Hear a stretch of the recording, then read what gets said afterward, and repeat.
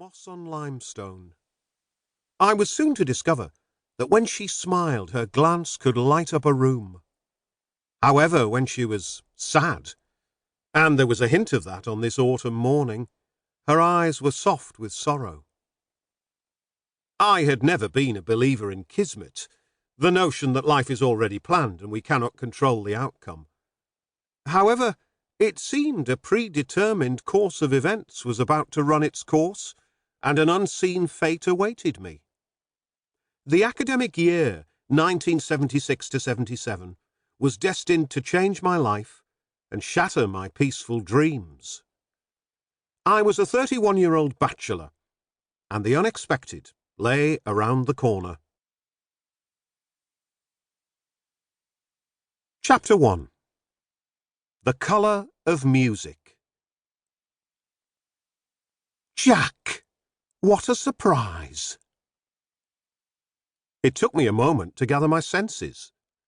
The woman before me looked as though she had just walked off the cover of a Nordic fashion magazine, tall, slim and blonde. "Oh, good to see you again. It must be, 5 years? She smiled. "It's 6. We said goodbye in 1970. I thought back to our last conversation. That's right, we did. She gave me a direct look. Jack, I remember it well. It was Saturday the 4th of September, and I was in a coffee shop in Leeds city centre.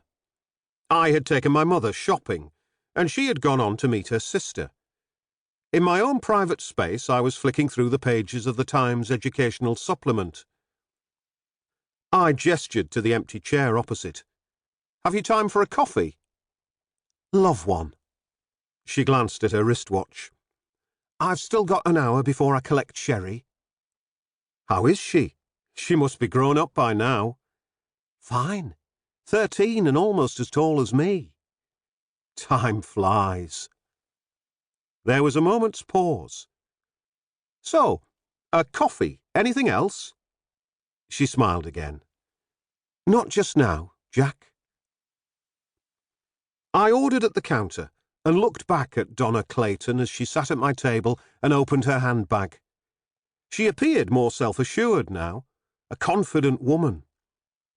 I had been teaching in my previous school when we first met. Donna had been a single parent eking out a living as a hairdresser and part-time barmaid. In those days, she wore tight jeans and baggy jumpers. Now she looked elegant in a figure-hugging trouser suit and white blouse. Bright and determined, she had aspirations to become a teacher, and I had helped her along the way. She was the same age as me, but we had walked different pathways. I put a cup of coffee in front of her, and she took a photograph from her handbag. "This is Sherry now." A tall, leggy teenager stared back at me, the image of her mother.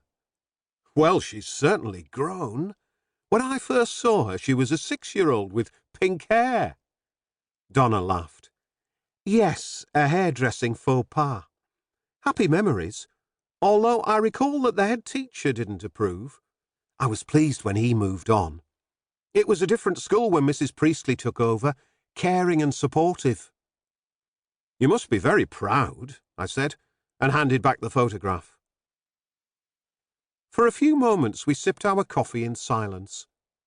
Finally, Donna looked at me and said, "So, what's happening in your life?" She pointed to the Times educational supplement. "Looking for another job?" I shook my head. "One day, maybe." "I knew you had got a deputy headship." For a few moments I waited for the question I knew she would ask. After a little more small talk it came. "So, how's Penny?"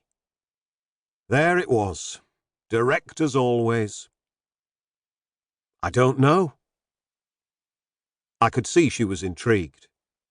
Back in 1970, Penny Armitage had been a relationship that had briefly dominated my waking dreams.